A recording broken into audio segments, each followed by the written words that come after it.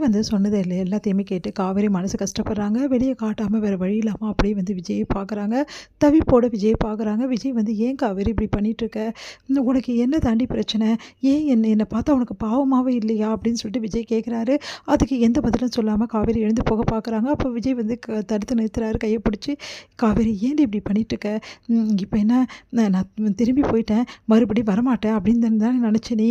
பார்த்தல்ல மறுபடியும் வந்து நிற்கிறேன். எதுக்காக தெரியுமா? என் குழந்தைக்காக தான்டி. இந்த மாதிரி நிலமையில என் குழந்தை ஏதாவது ஆகிடக்கூடாதுன்னு சொல்லிட்டு நான் ரொம்ப பயந்து போயிட்டேன் காவேரி. இப்போ கூட நான் திரும்பி வந்தது உனக்காக இல்லை, என் குழந்தைக்காக தான். போதுமா? ப்ளீஸ் டி, சொன்னால் புரிஞ்சுக்கோ காவேரி அப்படின்னு சொல்கிறாரு.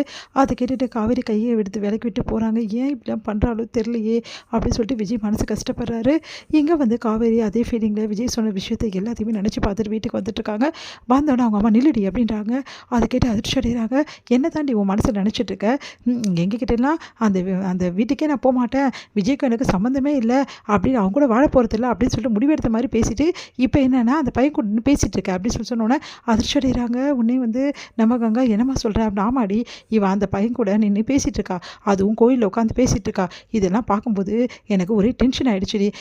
மாமி கூட கோயிலுக்கு போயிருந்தேன், பார்த்தா அங்கே உட்காந்து பேசிகிட்டு இருக்கா, அதுவும் அந்த பையன் அவ்வளோ நேரம் பேசிகிட்டு இருக்கான்.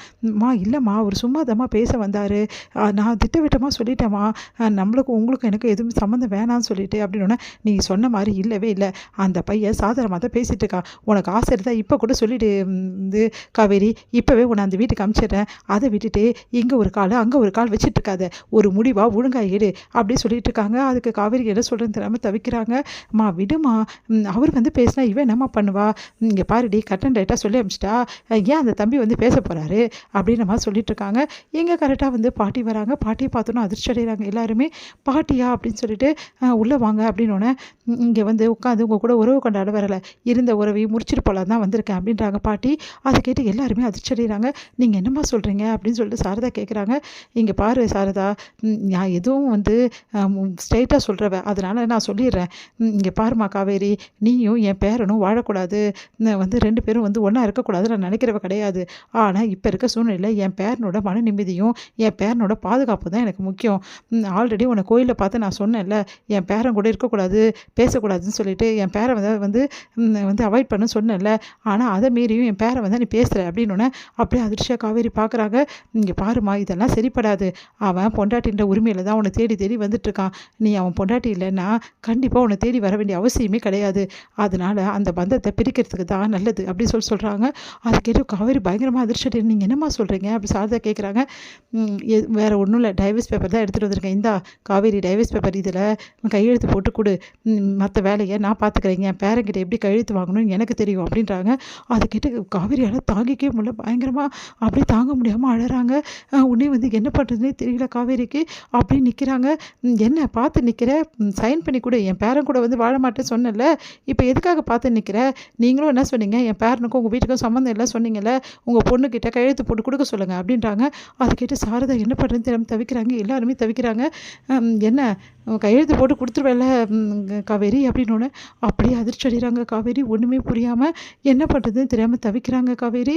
இங்கே பார் காவேரி, நல்லபடி சொல்லிட்டேன், கையெழுத்து போட்டு கொடுத்துட்டேன்னா உங்களுக்கும் எங்களுக்கும் எந்த பிரச்சனையும் இருக்காது, நான் என் பேரங்கிட்ட கையெழுத்து வாங்கி கோர்ட்டில் கொடுத்துருவேன், அதுக்கப்புறம் உங்களுக்கு ஈஸியாக டைவர்ஸ் கிடச்சிடும், எந்த பிரச்சனையும் இருக்காது, 2 பேரில் யாரோ ஒருத்தர் கையெழுத்து போடலன்னா கூட பிரச்சனை ஆகிடும், அதனால தான் சொல்கிறேன், நல்லபடி பிரிஞ்சிடுங்க, எதுக்காக தேவையில்லாமல் வந்து பிரச்சனை பண்ணுறீங்க அப்படின்னு மாதிரி சொல்கிறாங்க. உடனே சாரதா வந்து என்னம்மா திடீர்னு எடுத்துருந்து இப்படி கொடுத்தா எப்படிம்மா அவள் போடுவா, கொஞ்சம் டைம் கொடுங்கம்மா அப்படின்னு சொல்லிட்டு கேட்குறாங்க.